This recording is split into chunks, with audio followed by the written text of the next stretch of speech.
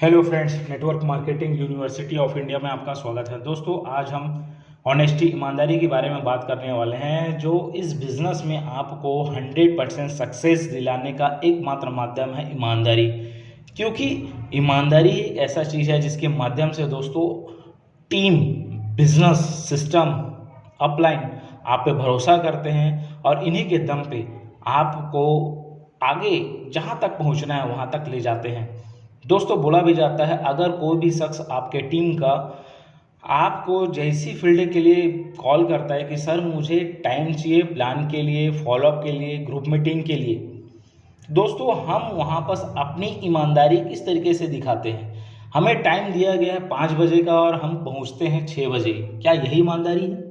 दोस्तों, सामने वाला शख्स आपको समझ जाता है कि कहीं ना कहीं मेरा सीनियर बिजनेस को लेकर सीरियस नहीं है, ईमानदार नहीं है।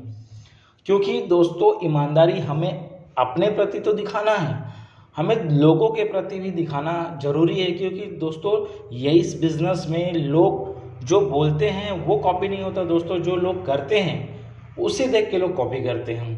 तो अगर आप ईमानदार नहीं हैं अपने बिज़नेस के प्रति, अपने टीम के प्रति, अपने इनकम के प्रति, तो लोग से उम्मीद किस तरीके से हम कर सकते हैं कि लोग भी ईमानदार होंगे। तो दोस्तों सबसे पहले तो आप लोगों के प्रति ईमानदार रहें, उसके बाद आप खुद के प्रति भी आपको ईमानदार रहना है। क्योंकि खुद से आप वादा किए हैं दोस्तों, खुद से कमिटमेंट किए हैं कि मैं इस बिज़नेस में आके अपने सारे सपने को पूरा करूँगा, अपने सारे ड्रीम्स को पाने के लिए आप इस बिज़नेस में ज्वाइन किए हैं। आपने अगर टारगेट लिया है अपने आप से कि मुझे पर डे 5 प्लान दिखाना है, तो आप बिल्कुल दिखाइए। पर डे 5 फॉलोअप करना है तो बिल्कुल करिए।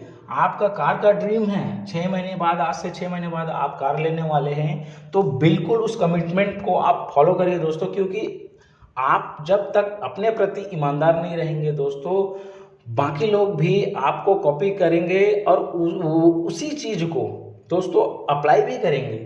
क्योंकि बोला जाता है दोस्तों, भरोसा ही एक ऐसा चीज़ है जिसके माध्यम से इस बिज़नेस में आप उस ऊंचाई पे पहुंच सकते हो जिस ऊंचाई पर आज बहुत सारे लोग पहुंचे हैं। दोस्तों कमी सब में होती है, गलती सबसे होती है, लेकिन दोस्तों उस गलती को सुधारना भी एक ईमानदारी है। क्योंकि हम एक बार गलती करते हैं, 2 बार गलती करते हैं, लेकिन बार बार अगर हम उसी गलती को कर रहे हैं तो दोस्तों इस बिज़नेस में हम सक्सेसफुल नहीं हो सकते। क्योंकि अच्छे के साथ दोस्तों हम तो अच्छा व्यवहार करते ही हैं, लेकिन बुरे के साथ भी हमें अच्छा व्यवहार करना है। क्योंकि इस बिज़नेस में हमें हर तरह ईमानदार रहना है। क्योंकि बोला जाता है हीरे से तो हीरा तराशा जाता है दोस्तों, लेकिन कीचड़ से कभी कीचड़ साफ नहीं किया जा सकता है। क्योंकि अगर आपको इस बिज़नेस में चाहिए रॉयल्टी, तो बनना पड़ेगा दोस्तों लॉयल्टी। क्योंकि लॉयल्टी, ईमानदारी और वफादारी जब तक आप इस बिज़नेस में नहीं दिखाएंगे अपने प्रति, अपने बिज़नेस के प्रति, अपने टीम के प्रति, तो आपको टॉप का जो इनकम होता है दोस्तों, रॉयल्टी बिल्कुल नहीं मिलने वाला है।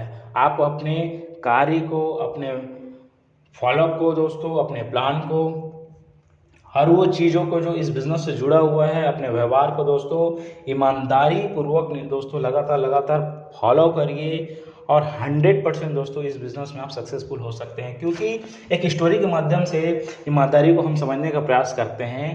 एक गांव में दोस्तों एक लकड़हारा रहता था और अपनी ज़िंदगी को सिर्फ और सिर्फ वो एक जंगल में जाके सिर्फ लकड़ी काट के और उन्हीं पैसों से अपने ज़िंदगी यापन करता था दोस्तों। होता क्या है दोस्तों, एक दिन वो जब जंगल जाता है लकड़ी काटने के लिए, एक नदी के किनारे एक पेड़ रहता है, उस पेड़ पे चढ़ के वो जैसी लकड़ी काटते रहता है, अचानक उसके हाथ से वो कुल्हाड़ी फिसल कर नदी में गिर जाता है दोस्तों। जैसी नदी में गिरता है वो उसका कुल्हाड़ी तुरंत उतरता है दोस्तों और अपने आप को बोलने लगते हैं, हे भगवान, आज मैंने ऐसा क्या गलती कर दिया, आज मैंने ऐसा क्या गुनाह कर दिया जिसकी वजह से मेरे हाथ से कुल्हाड़ी फिसल कर नदी में गिर गया। क्योंकि वही एक माध्यम रहता है उसके ज़िंदगी का यापन करने का, जिसके वजह से वो अपनी ज़िंदगी में रोजी रोटी कमाता है।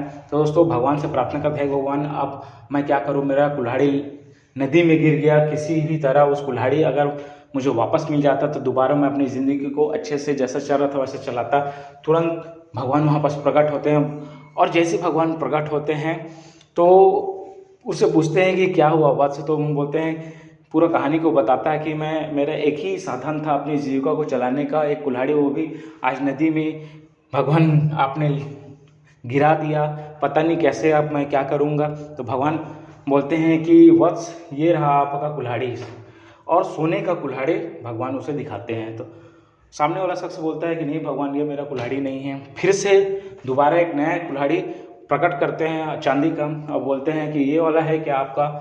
तो दोबारा फिर वो लकड़हारा बोलता है कि नहीं भगवान ये भी मेरा नहीं है। फिर लास्ट में जो लोहे का जो रहता है कुल्हाड़ी वो उसको निकालते हैं और बोलते हैं कि वत्स ये वाला है कि आपका। तो हाँ भगवान यही है मेरा, इसे मुझे दे दीजिए और मैं अपनी ज़िंदगी को दोबारा फिर से अच्छे तरह से लकड़ी काट के चलाऊँगा।